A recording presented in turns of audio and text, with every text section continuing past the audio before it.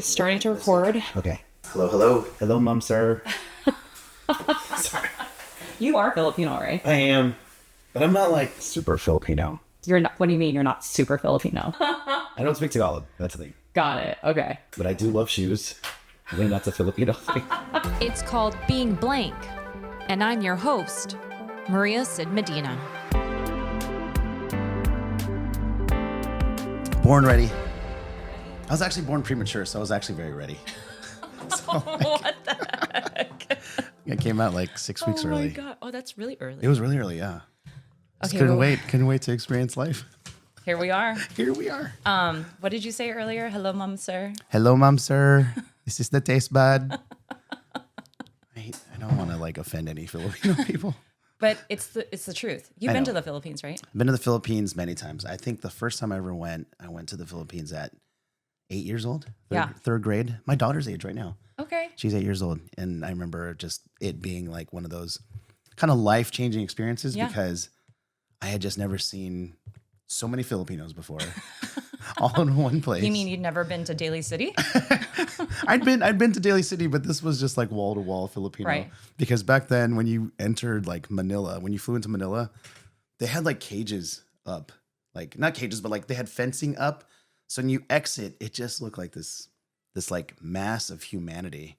And I remember just seeing like all these Filipino people, and I was and they're like, just cages of what? they're keeping the people like from entering the airport. Oh, like security. Yeah, security. So Oh, you're just okay. kind of like entering, and when you go in there, you just see all these Filipino people, and then immediately you're bombarded by like all these people who are like your uncles and aunts, people I've never seen before in my entire life, But they look familiar.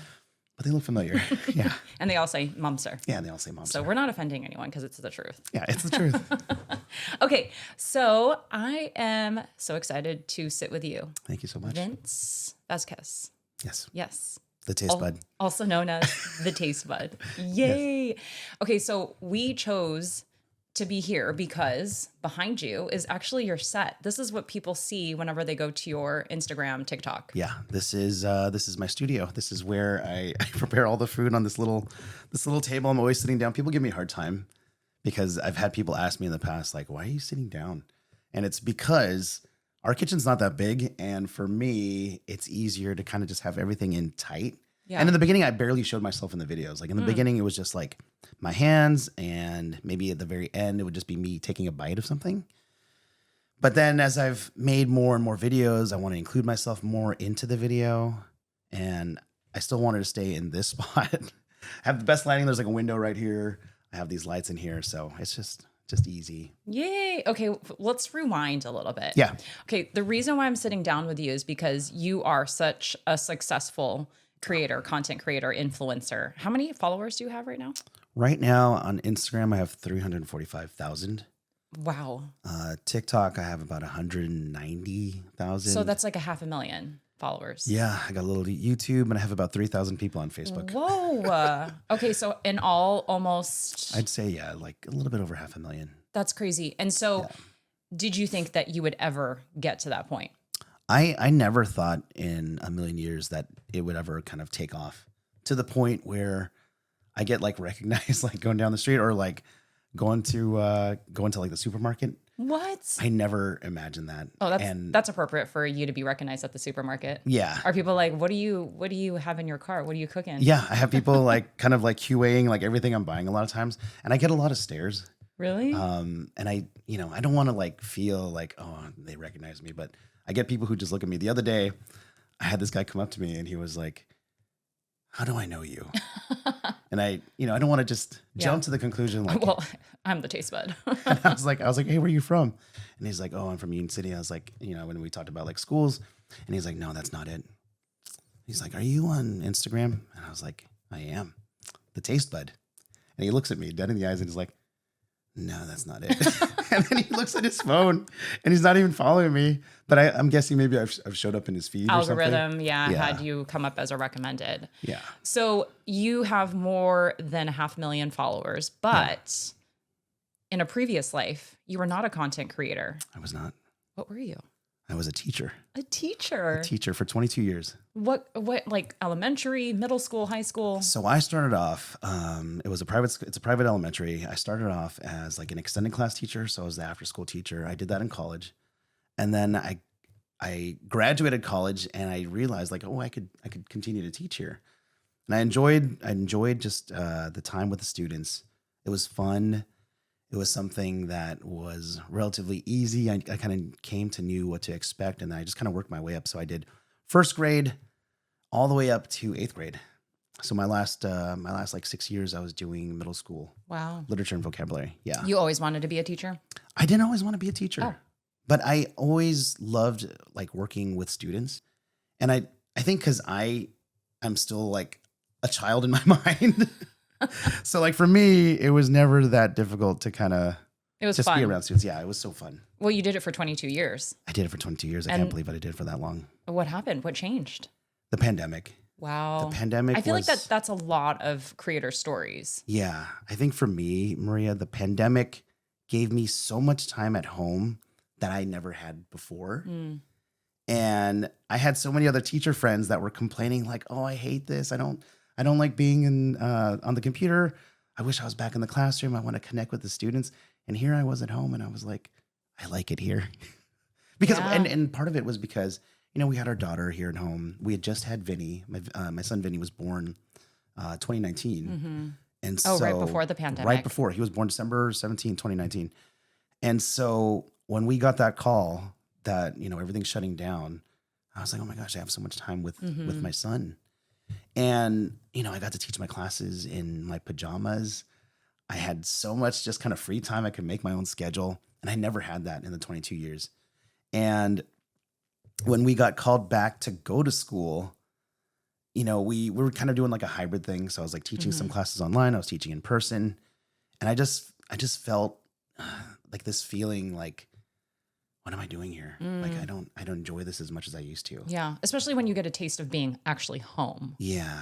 And I think, whenever you're doing something for so long, I think, it's good to kind of embrace change. It was scary. Mm-hmm. But for me, I got to a point where I didn't love it anymore. And then especially coming back, not only was I different, students were different, parents were different.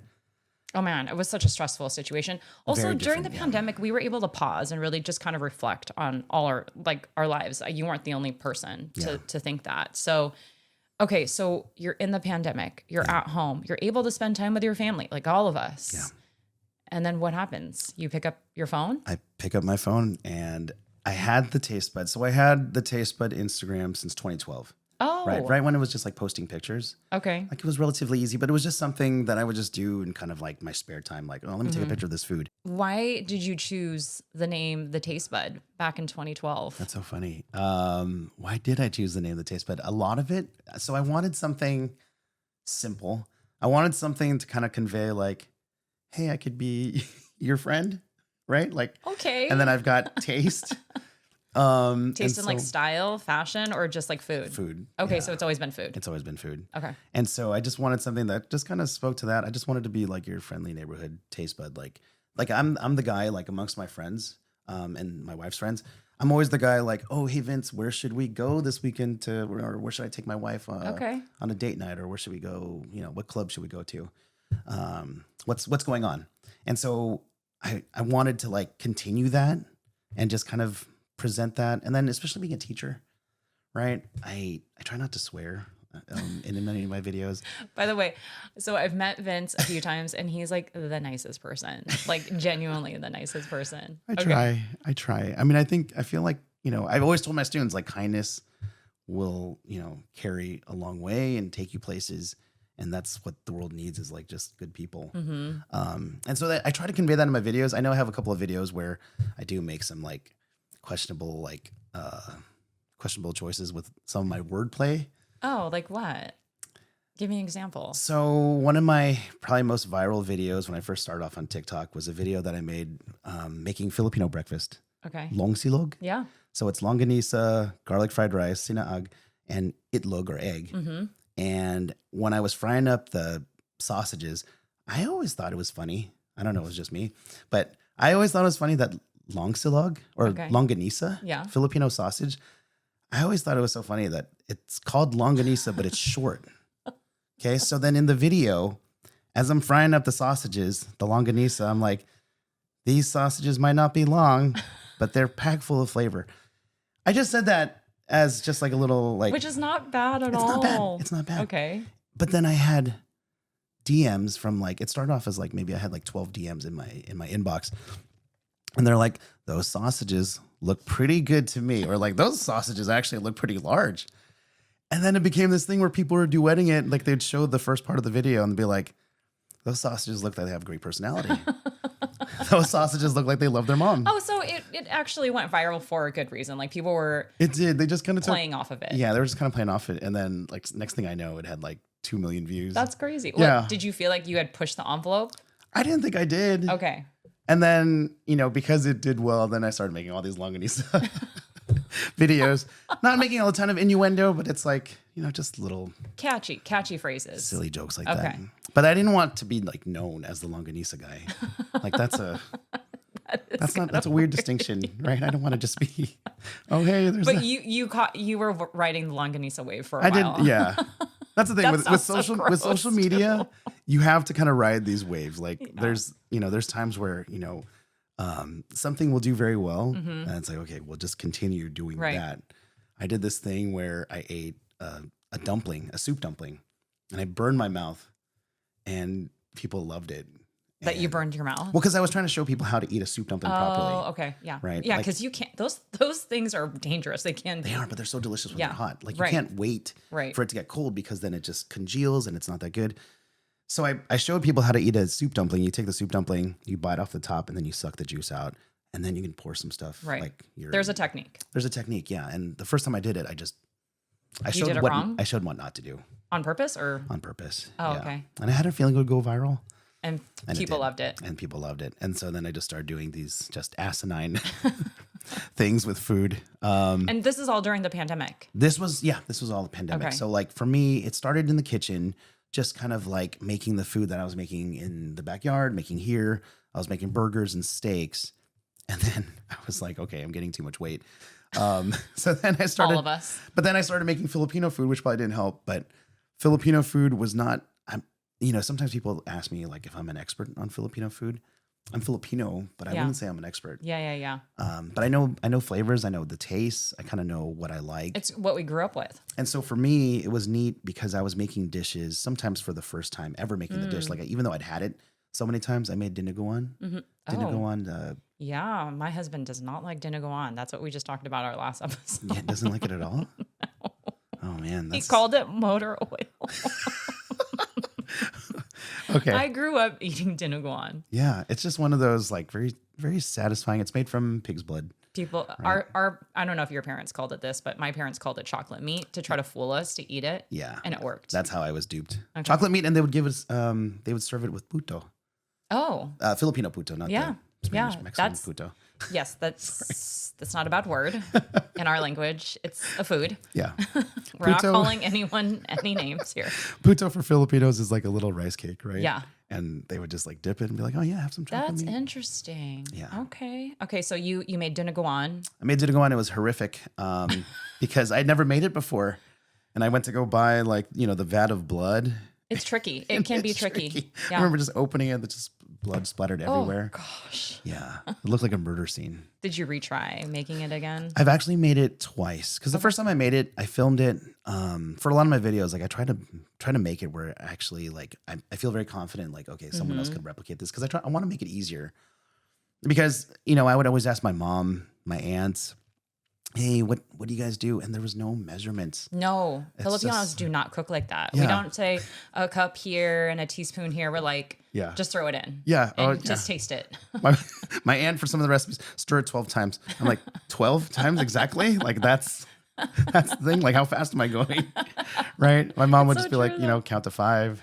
I was like, oh gosh, okay. I can't just tell somebody count to 5. What if it's Taste like it. a different vessel? Yeah, like it doesn't make sense. But yeah, that's So reconnecting with the Filipino recipes, and then that kind of like struck a chord with people. I never thought in a million years, like I never thought to myself to be like this ambassador of like Filipino food. But then, yeah, it was wild. It was wild and then I just started making lots of Filipino food. And then now I try to do a mix of a little bit of everything. Filipino and easy recipes. Right. And so and I see that on your Instagram, and they're really easy recipes to follow. Yeah. And your videos are very engaging, like they're quick and they're short, right? Yeah. And they're thorough. When did you see your follower count actually like increase? Was the height of it during the pandemic? Like, did you like overnight see your follower count like grow? So I think I started posting videos like 2021, but I wasn't taking it very seriously. Like pandemic, I was just kind of doing it, during the shutdown, posting things more for myself. And then 2021, I was kind of like, okay, let me make these more instructional. And then 2022, I started like putting time aside to actually like, okay, this weekend I'm going to be filming, right? I had like a whole like lineup of the recipes I'm going to be making that weekend. And then I was still teaching at the time. So I was like grading papers. Gosh, when I think about it, it's like stressful when I just think about it. I was grading papers like at 4:00 in the morning, getting my lesson plans done, going to work, working through the entire day. 4:00, I'm like editing and uploading videos in my classroom because I was trying to hit that, after school kind of like demographic, and then getting home, spending time with the kids, and then spending the next, couple hours either grading papers, editing videos, doing voiceover. It's a lot of work to be a creator. Like you're not just turning on the camera and recording, hitting record. I mean, you really have to kind of think about it, right? These are two 24/7 jobs. Like being a teacher, like it was always nice, like having, summer off, but there's so much work that goes into the day to day, not just the grading. Like I had piles and piles of grading, but then, you talk to the students and then you hear the things they're going through, and, they confide in you things, and, you're going through their tests. And so there's a lot of like just kind of mental stuff you pack on. And that's just the student, not even the parents. Yeah, not even the parents you're talking about. So at some point you decide like, I can't do both. Yeah. So 2022, I was kind of juggling, this. I don't even know how we did this. And then my mom got sick. So my mom was living with us at the time. And November of 2022, she'd had a lot of ailments. She had all the Filipino things. Like she had high blood pressure, high cholesterol, high cholesterol, diabetes, and she was doing dialysis. So she was in stages of kidney failure. And November of 2022, I started taking a lot of time off from work to spend time with her. She was living with us here. She'd been living with us for 2 years, and she had never honestly wanted me to quit my job. She always saw me here, like making the recipes, and she'd share the videos with people, like even in the hospital. Aw. She would share the videos. She was proud of you? Yeah, she was proud. She was like sharing the videos with like the nurses. Like I'd come in and like the nurse would be like, "Oh, your mom told me to follow you on Instagram." And I was like, so cute. Thanks, Mom. And she'd be like, "Yeah, I got you some more followers." Yeah. Adorable. It was so cute. And my mom ended up getting, discharged from the hospital in January. And then she went to rehab, and then she got sick in rehab. She got COVID, ended up in the hospital, and then she passed January of 2023. And here's the thing is like, as a teacher, I knew like January is the time where all the grading is due.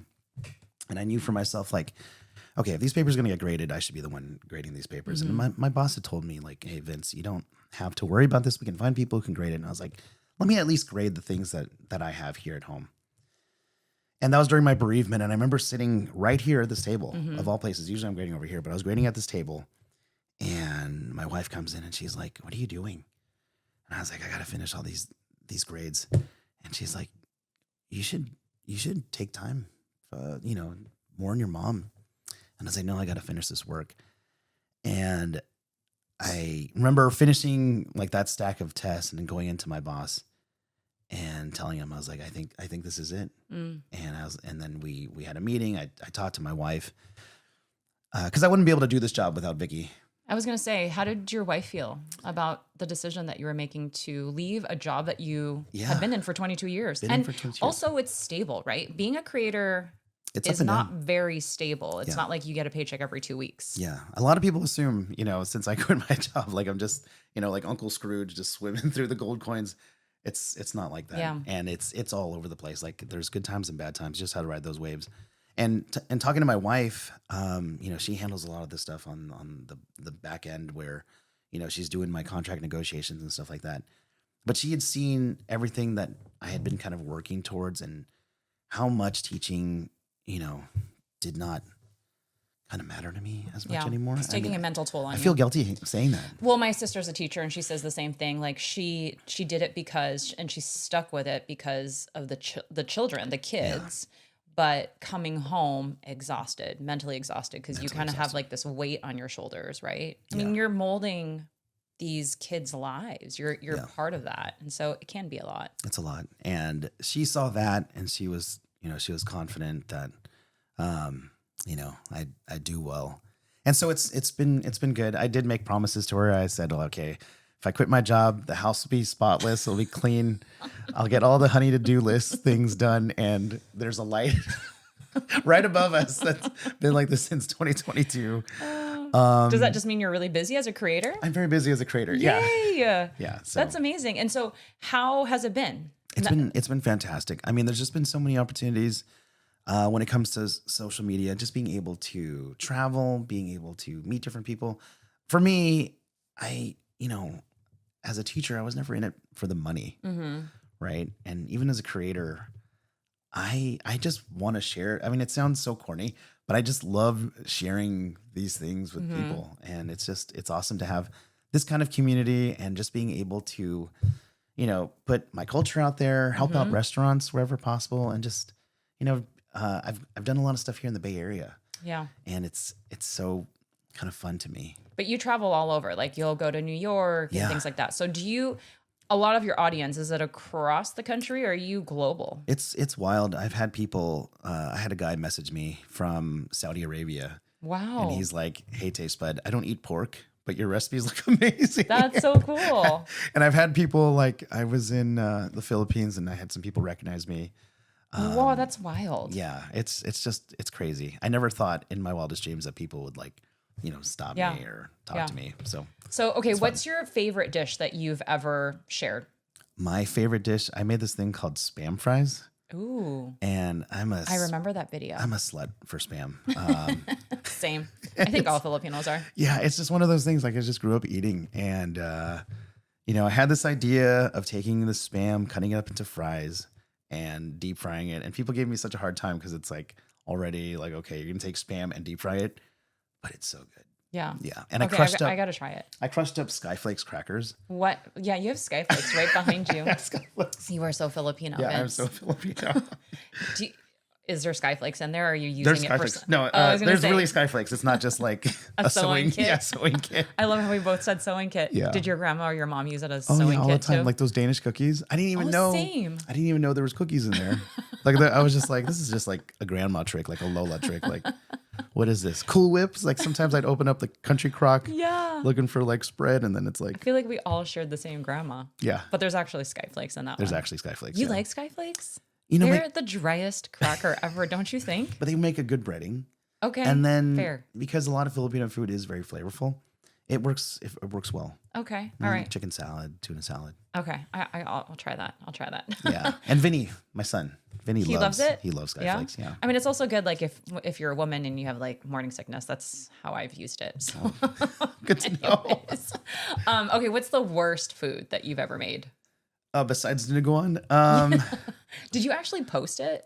I did. Actually, okay, probably the worst thing, but I didn't think it was the worst. It was actually like my favorite thing. I said this before. My wife, I made laing. Have you ever had laing? No, what is that? Laing is like stewed taro leaves. Okay. So when I made it, it's stewed taro leaves and like this coconut, like cream kind of broth. Okay, that's what it's called. I love it. I love it too. It's like top 5 like Filipino dishes for me. Yeah. Because there's not a lot of vegetables in Filipino food. And so we are so unhealthy people. Yeah, it's not good. But I like it because at least it's got vegetables because health, right? So I have, I made it and my wife came down and she's like, what is that? And I was like, it's laing. And she's like, it looks like dog food. And I was like, don't say that. Pretty. I was like, don't say that. And she's like, it looks bad. She's like, don't post it. And I didn't post it. I didn't post it for like 8 months. What? I don't. It sat in I your have so many. drafts. I honestly have so many videos. That Why? Because you look at it and you're like, that doesn't look good? Yeah, or I'll try something one time and then I didn't like it, and then I have to revisit it to make it again. And then I have so many, like I've said that so many times, like, oh, I'll get this recipe soon, and then I'm like, I never make it again. But I made laing, and then one day I was like, okay, I have no video to post. Let me just throw the video together, because it was good. Okay. Like the way I made it, it was good because it wasn't just like completely like, sometimes the laing, the taro leaves will just disintegrate, or there'll be too much liquid or too little liquid. And I had got the ratios perfect, and I posted it, and that video, like after like, it got to like 1 million views. What? Yeah. I showed it to Vicky, No way. and I was like, Told you so. yeah. Oh, I said like the Filipino way to say it. What did you say? Huh. Oh. Oh.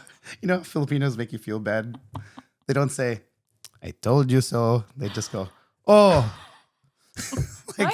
Why is that? I don't know. Filipinos, like, we don't say much No. sometimes. No, it's just a look like that. Like the mouth or the Yeah. hoy.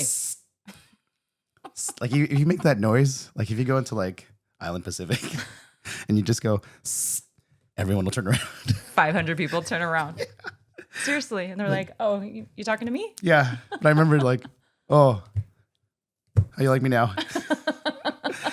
And she's like, okay, I was wrong. Wow. Have you ever had a video that people were like, that was not, no, Vince, we're not cooking that, or that did not turn out good? I've had a couple of videos, but for the most part, I want to say my audience is very supportive. There's a couple of things, like I will be honest, Maria. There's a couple of like recipes that I have made that I was not that proud of, but I still just put it out there.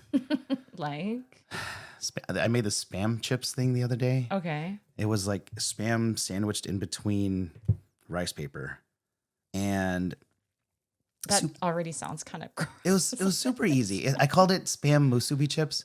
Here's the thing, like it was not bad, Okay. but when it fried up, if you don't eat it right away, it gets super chewy because of the rice paper. Yeah. But I still put it out there, and the video did very well. If you made the Spam chips, I apologize if they weren't that good. I try not to do that too often, but it was just one of those things. Like the first couple were amazing. Why didn't you put a disclaimer like you got to eat it right I think away? I did. I think I you did. I did. put a very Okay. small disclaimer. Okay. Like, Very small. eat these disclaimer. immediately.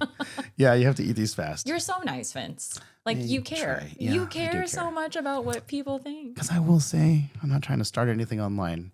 There are some recipes I've tried out from different creators, and I'm like, this is... Oh, same. I look up recipes sometimes from like chefs, like professional chefs. Yeah. And I try them out. I'm like, I'm sorry, but a dash of salt and pepper is not going to do. Yeah. You need to add a little bit more. Yeah, no, I've tried out a couple of recipes, and I was like, no, this You don't want to be this did that not person. work. Yeah. So where do you want to go from here? Like, what is your ultimate goal? Or do you want to just continue doing this? That's a great question. I think for myself, I've had people come up to me and ask me like, oh, Vince, you should open a restaurant, or you should, have a cookbook. One of my culinary inspirations is Anthony Bourdain. And whenever I hear people say that, I'm always like, well, think about Anthony Bourdain. Was he famous for cooking? Like he was a chef, but he was really well known for traveling. He was really well known for connecting with people. And I love that. I think for myself, I do see like signs, because I am, I go to events. There's not a lot of guys in the influencer kind of industry, like foodie guys. Yeah. And a lot of them are not like middle-aged like dads. And I'm getting up there, and like for myself, like it's hard to keep up with just like energy level, and I just can't eat like I used to. Like even just a few years ago, like it wasn't a problem. Like I could eat as many Spam chips or Spam fries, didn't go on as I could, but now I have to like You pump the eat one brakes a little bit. Spam fry Yeah, and that's you it. Oh yeah, put my on ankles 5 will swell pounds. up. Yeah, I'm You get gout. Can't walk. It's horrible. You do. I mean, listen, age just does not help, especially being a foodie. I'm a foodie too. Yeah. Like I have to like watch myself. Yeah.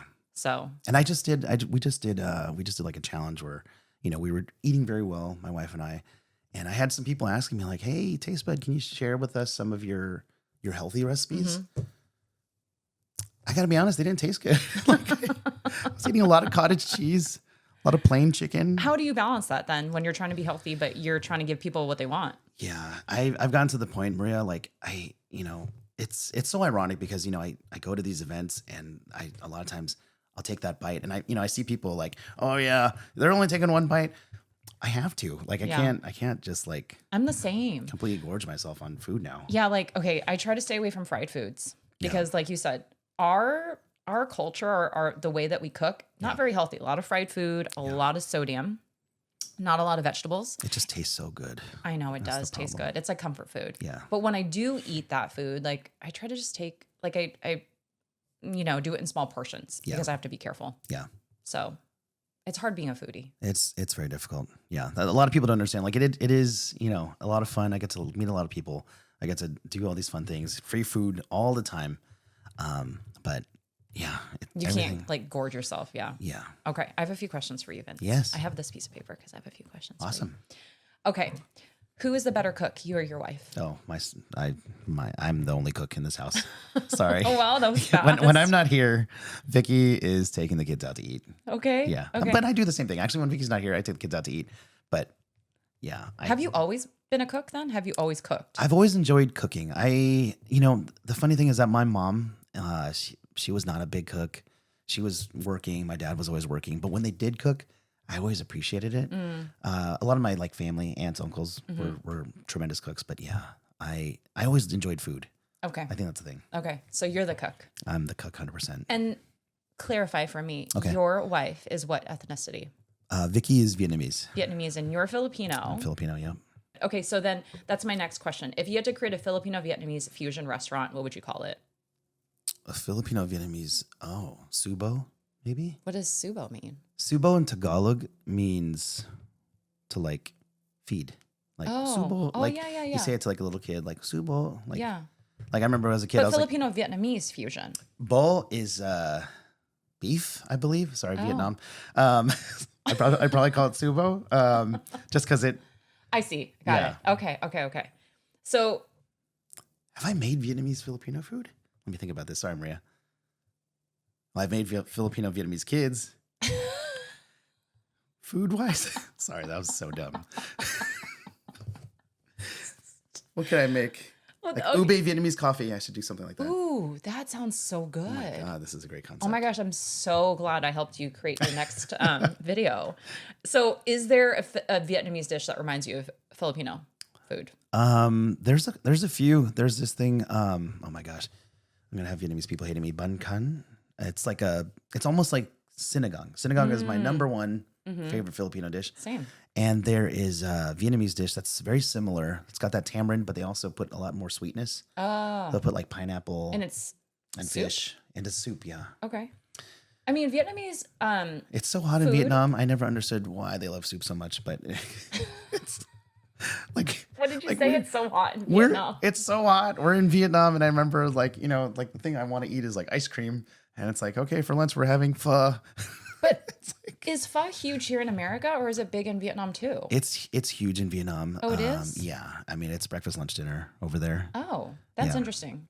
Yeah, that is interesting that they're like, Yeah, they're main noodle dish is soup. noodles all the time, but When yeah, it's hot. it makes sense. I mean, it's it actually like eating something hot kind of cools you in a way. What? I don't know. That's what they told me. It makes me sweat. What are you talking about? Do you believe don't that? know. I mean, I forced myself to believe it because that's what we did. I'm just like suffering as we're eating pho. you're Like pho eating- should be the national dish of like Switzerland or something, right? I don't know why. Doesn't make sense. I know. Okay. Make it make sense, Vietnam. Seriously. So hot. But they do use a lot of fish sauce, which we do. Yeah. We love fish sauce. Yeah. I think the best fish sauce actually comes from Vietnam. Vietnam. Yeah. Oh, what's the brand? Philippines. I really like Red Boat, but there's like an island called Phu Quoc Island. Sorry, Vietnam. It's just butchering all these. I feel like I was like, that doesn't sound right, I but think- okay. I want to say Phu Quoc. There's a fish sauce island, and it's like where all the fish sauce comes from. And What's the one with the squid? The brand with the squid? Is that squid, it? squid. I think that's Thai. Oh, that's Thai. Yeah, Okay. Three Crabs is the other Vietnamese brand. Yeah, there's just Yeah, I think that's the one that we use in our household. The one with the squid. It's a good one. on the label. Okay.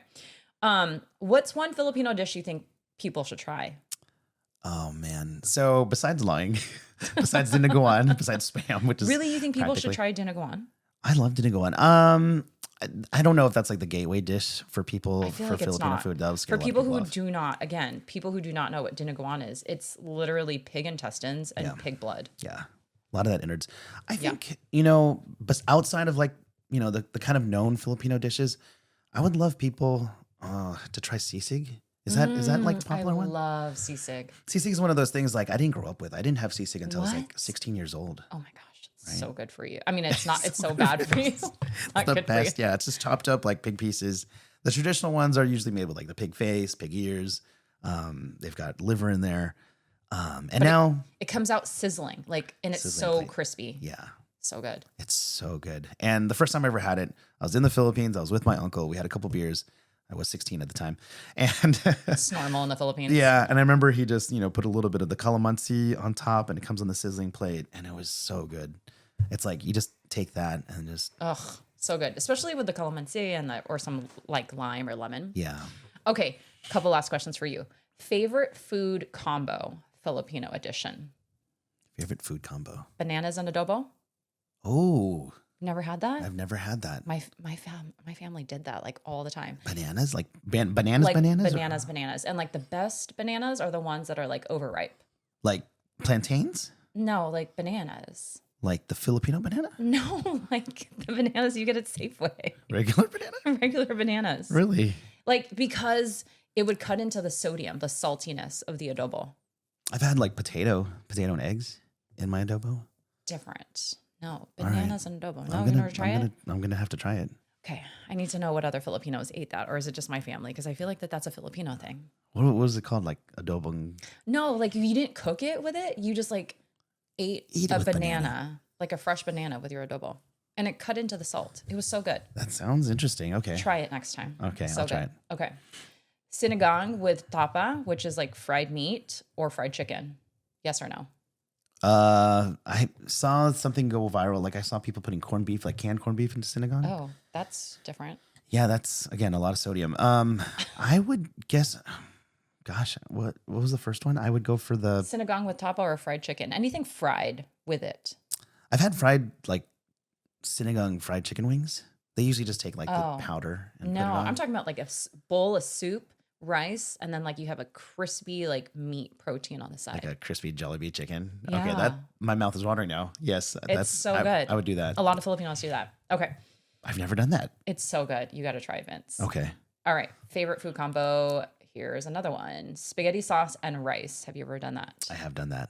Yeah, we've done that before many times because my mom, growing up, she would always make Filipino spaghetti. Yeah. Like sweet Sweet. sauce, sometimes with hot dogs. But she would, yeah, always with hot dogs. But she would always have them separate, like even when she stored it or even serving it. It would always be like the noodles, like super overcooked, like Not spongy. al dente. No, there's no al dente in the Philippines. In my mom's household, for sure, there was no al dente. And then she would always just keep it separate. And then sometimes we would just like have sauce. Yeah. And so sometimes I would just put it on bread and just like make like a, Yum. I guess like I remember like seeing someone have a sloppy Joe one time and I was like, hey, that's kind of like what I make at home. Yeah. It's like a Filipino sloppy Joe. Filipino sloppy Joe, yeah. By the way, for people who've never had like Filipino spaghetti sauce, it's like sweet. Like we actually like put sugar in it. Yeah. And hot dogs for some reason. My aunt put sweetened condensed milk in it. Whoa. It's so sweet. Is that good? It's good, yeah. I mean, she doesn't put as much sugar. She still puts sugar Okay. and banana Oh my ketchup gosh. and sweetened condensed milk. See, this is why our people have diabetes. Yeah. It's a lot. Yeah. Okay. Couple last Okay, ones. let's go. Mango and bagoong. And not just mango, but like green mango. Yeah, that's the best. Mm. Like that super sour green mango, Mm-hmm. bagoong, that's super like pungent Yeah. fish paste, shrimp paste. Oh my gosh. Yeah. Yeah. Explain to people what bagoong is if they don't know what that is. Fermented shrimp paste. I think it's actually, or fermented shrimp paste. I think it's like illegal It is? here in the United States right now. Why? I think the ingredients, What? I What know. makes it illegal? there's something that's going into the preservatives of the bagoong that they can't ship it over. I thought this was over, but like the last I time I had went to the no Filipino idea. market, I had to buy mushroom bagoong. Ew. I know. That sounds gross. It's not very good. Oh yeah. my gosh. I mean, bagoong on its own is very pungent. Okay, so my stepdad, who is not Filipino, the first time he smelled bagoong, he was like, "Oh my gosh, it smells like death, like rotting flesh." It doesn't smell good, But but it's so good.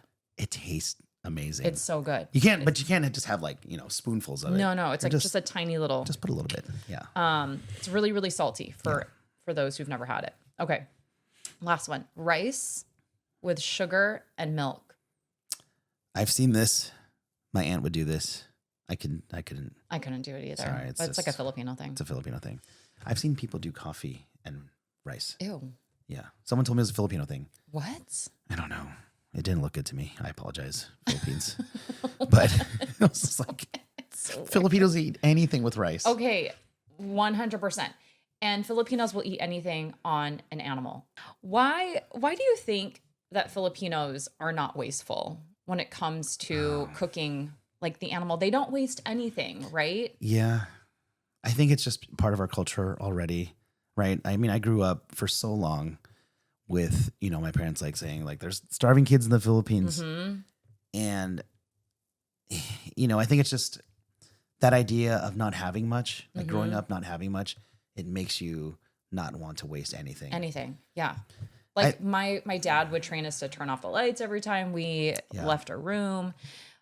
The reason why I'm asking you this is because I want to know if you've ever experienced this with like your family. So lechon, which is a whole roasted pig, right? Yeah. Talking about not wasting it. I remember after one of our family parties, I went downstairs and saw my dad and my stepmom with, oh my gosh, I'm so sorry for those who are vegan. Anyways, this is a cultural thing. They had like the pig head, the lechon head in the middle of the table, and they were like picking at it and eating it. And I was horrified. Yeah. I was like, what? Those are like this? the best parts sometimes for some What? people. Yeah. So I remember that Philippines trip when I Yeah. went when I was 8 years old. I remember going to the province where my dad is from, Banged Abra. What's up, Banged? Oh, is that the province name? It's the province, yeah. He's Ilocano. It's up in Ilocos. They slaughtered a pig in front of me. That's traumatizing. It No? was horrifying. But then I just remember my uncle. They were. It was bad. Sorry, vegans, vegetarians. But I remember it was the most enormous pig I had ever seen. No, I don't think I could do it. It was huge, and I remember thinking, "Wow!" And I remember my uncle just like bringing me along, and they slit its throat, and then my uncle just pulled a gun out of nowhere. No. I think he was trying to be macho. Someone had told me like, No. "Oh yeah, he just did that because you're Yeah. here." He just shot it. No. I don't think I could ever eat anner animal again. Here I am. I remember just holding. I was like, "Oh my god, this is where food comes from." Oh my But gosh. then here's the thing: is like, then they went through the whole process of like gutting it and cleaning it, and then there was like the whole process of they went through the process of gutting Yeah. it, cleaning it. They went through the whole thing, and then the whole town pretty much was invited over to eat to lechon. feast. Yeah. Yeah, to feast. And at that moment I saw like, I remember my parents saying like there's starving kids in the Philippines, and I remember looking around like there's starving people here in the Philippines. Oh my like, gosh. but like it wasn't that bad. I mean, Yeah. but it was that, and And it's like, I think that, paints the picture of like that is what our culture is, right? Yeah. Like people still butcher their own animals in the Philippines themselves. They don't go to the grocery store. And it's kind of this like sense of gathering and community. You don't just eat a feast with your family. Like you invite your friends and like your friends' friends, and like everyone's your aunt and your uncle, right? Seeing those things puts so much perspective. They brought me down to the river. I remember it was so hot in the Philippines. They brought me down to the river, and I remember like me and my cousin were swimming around, and in the same river, right? This is the Abra River in Banged. In that same river, I remember like looking down, and there's like some kids swimming, and there was like people like washing dishes. Oh, wow. There was like some people who were like washing their clothes. Yeah. And then I remember like getting close to the shore and then seeing the vegetables that we had been eating the night before. In the river? Yeah. What is that vegetable called? Oh my God. Anchoy or, I can't think of the Filipino word for it right now. But I remember seeing the vegetables and I was like, oh my gosh, everything here is connected. Yeah. Right. And like, these are the things that we were having at dinner time. Yeah. And it just, it really wakens you up. It's wild. And so going back to what I was saying, like that's why when our family when they come here to America, they really don't waste anything. Yeah. As traumatizing as it was to see a pig's head on my dining room table, it all makes sense when, you talk about stories like this, because that's how they gather. That's how they gather their food and how they gather and eat. That was probably the prized part of the pig, Oh gosh, I don't know. It was still traumatizing. Yeah. Oh, I was in high school and I was like, I don't know if I could eat another piece of bacon ever in my life. Okay. What is a dream collaboration or project you'd love to do in the food space? Oh man. I just was invited to do something with Disney the other day. What? So cool. And for myself, like especially having 2 kids now, I was never like the kind of person, my wife and I were never like just going to Disney, just the 2 of us. But since we've had kids, like we've been going to Disney way more often. And I've always loved, Disney movies and all these like different things associated with Disney. And when I started in 2022, posting more and doing more, one of my dream collaborations was doing something with Disney. Cool. And I was like, man, I can't wait to one day, if ever, get invited out. And they invited me to come to the California Adventure Food and Wine Festival. Wow. And it was so fun. It was so cool. Just to be invited down. Yeah. I'm usually my friend Mai. She's a huge like social media personality. She does food. Sometimes she's invited us as her +1, and it was awesome having like my wife Vicky as my +1. I was like, oh, cool. You were actually the one being invited. Yeah. How does it feel still to this day, like, a few years in, to get like a brand to email you? Me personally, I still like am just so shocked. I'm always like surprised, like, how did people find me? Like there's, right now I will say like the whole influencer foodie, it's saturated. There's so many people out there, but it's still, still kind of like living the dream kind of That's thing. so cool. Yeah. You deserve it. All right. Thank you so much. Last question for Okay. you.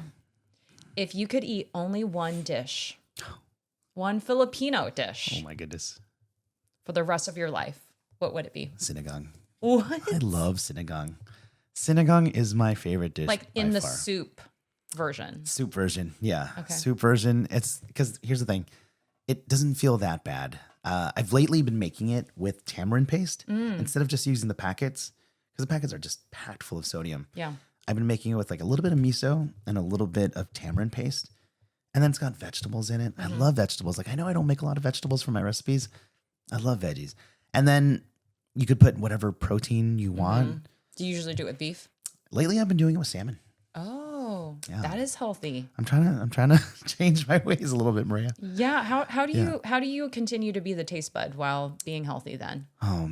So again, I think a lot of it is just balance. I mean, I think, just enjoying life, but at the same time, recognizing that I have to make smart choices, good choices for the future, because all of this is for, me to spend time with my family and my kids are still young. Yeah. So Yay. yeah, puts things in perspective. Are you happy about the decision you made? Oh yeah. Best decision I ever made. All right. Okay. Sorry, I lied. Last question. Okay. Top 2 or 3 restaurants that people should try right now. Doesn't matter where it's at. Top 2 or 3 restaurants. Oh my gosh. In Oahu. Okay. The first thing that sprung to mind, Maria, is this place, Adela's. They do these malunggay noodles, Okay. and they will top it with like fried pork, like lechon kawali. Yum. So you have like these super healthy looking, like bright green malunggay noodles, and then it's topped with lechon kawali. Lechon kawali is like fried pork, right? And they have like tomato, onion. It is so good. Oh my gosh. I go to Oahu like 3-4 times a year. I've never heard of this You gotta place. go. It's near Lanikai. Okay. It is the best, and they have just the sweetest people, like these sweet. Oh, I gotta try it. Sweet old lady. Love supporting Sweet our old guy. people. Yeah, it's so cool. Adela's Bodega. Have you been to Bodega in San Francisco? I love that place. No. It's Vietnamese food. Okay. Elevated. Shout out to your Vietnamese peeps too. Vietnamese side. It's just one of my favorite spots. They have this amazing like beef carpaccio dish. The beef is seared on one side. It's super thin, but then it's got this awesome marination of like lime juice and shallots. It is so good. Fish sauce. It's like one of the best things ever. And man, third, there's so many that come to mind. I mean, just here in San Francisco. Those two are good. Yeah, those are really good. I've never been to any of those. Niku Steakhouse. Have you been to Niku Steakhouse? No. Oh, it's fantastic. Where's that at? It's in San Francisco. San Francisco? Yeah. Okay. For all your followers who are in Saudi Arabia or wherever they're at, they need to come here to the Bay. There's so much good food here in the Bay Area. Yay. We're so blessed. Did you have fun, Vince? I had a fantastic time. Yay. Thank you you. so much for sitting with me. Yeah, thank you for having me. Mom, sir. Hello, Mom, sir. Goodbye, Mom, sir. Bye.